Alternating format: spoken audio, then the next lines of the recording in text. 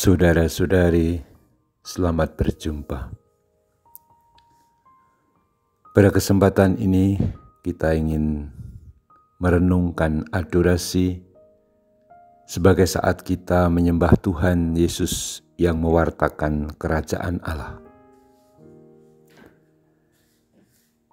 Dalam karyanya selama 3 tahun di Palestina, Yesus berkeliling mewartakan kerajaan Allah. Kerajaan Allah menjadi satu-satunya tema pewartaan Tuhan Yesus.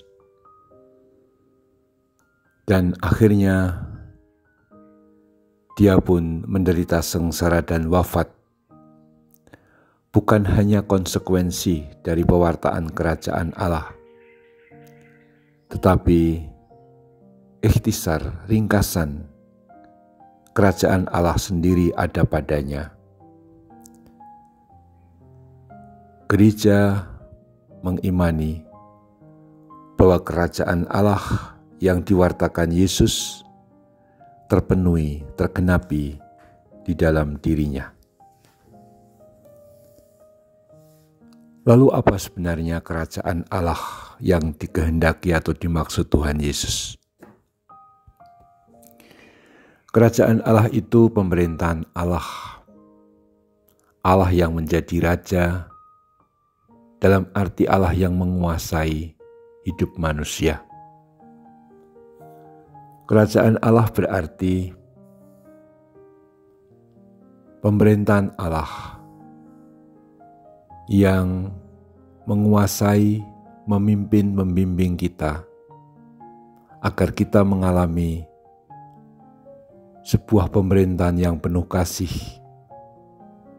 sukacita dan damai. Jadi kerajaan Allah itu pertama-tama adalah Allah yang memimpin kita dengan kasih-Nya untuk menyelamatkan kita. Kerajaan Allah yang diwartakan Yesus adalah saat Tuhan itu menyelamatkan kita.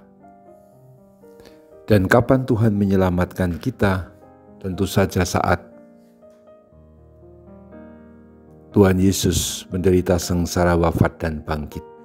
Saat itulah kerajaan Allah yang diwartakan Yesus itu tergenapi secara meriah dan definitif. Maka ada banyak cara dan bentuk Tuhan Yesus mewartakan kerajaan Allah. Dia menggunakan perumpamaan-perumpamaan, dan kita sangat mengenal banyak perumpamaan di dalam Injil yang Tuhan Yesus sampaikan. Yesus juga mewartakan kerajaan Allah dengan tindakannya melalui mukjizat. Sebab ketika Yesus membuat mukjizat, saat itu kerajaan Allah hadir. Bahkan dikatakan dalam Injil Lukas, ketika Yesus mengusir setan, saat itu kerajaan Allah hadir. Mengapa? Karena ketika Allah hadir, maka setan dengan sendirinya kalah. Di sini kita berhadapan dengan Tuhan Yesus dalam adorasi Ekaristi sebagai Dia yang mewartakan kerajaan Allah dengan sabdanya, dengan tindakannya melalui mukjizat-mukjizat. Semua dilakukan oleh Tuhan supaya kita hidup dalam pemerintahan Allah, dikuasai oleh pimpinan Allah yang membawa kepada keselamatan. Allah yang memerintah adalah Allah yang berbelas kasih, yang senantiasa mengampuni dan mengasihi kita, juga kalau kita ini para pendosa. Tuhan Yesus mengumpulkan kelompok murid orang-orang sederhana, bahkan sebagian seperti Matius misalnya, adalah para pendosa, tetapi dipanggil Tuhan karena belas kasih-Nya. Warna kerajaan Allah adalah warna kasih, belas kasih. Persaudaraan yang berdiri atas kasih dan belas kasih, itulah yang sebenarnya dibangun dalam komunitas para murid oleh Yesus. Ketika Tuhan Yesus akhirnya wafat dan bangkit, yang kita kenang dalam misteri Paskah, para murid mengalami sendiri bagaimana Tuhan yang bangkit mempersatukan mereka menjadi komunitas gereja yang menyembah Tuhan, yang menghadirkan kerajaan Allah, yang menggenapi kerajaan Allah.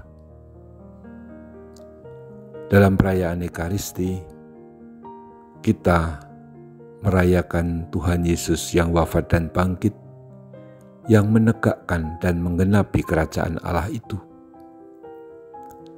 Sehingga di dalam Ekaristi, apa yang diwartakan Yesus, apa yang dilakukan Yesus yang berpuncak pada sengsara wafat dan kebangkitannya hadir. Secara istimewa, seluruh peristiwa penyelamatan itu, yaitu hadirnya kerajaan Allah bagi manusia, ada sebagai misteri iman di depan kita saat perayaan Ekaristi.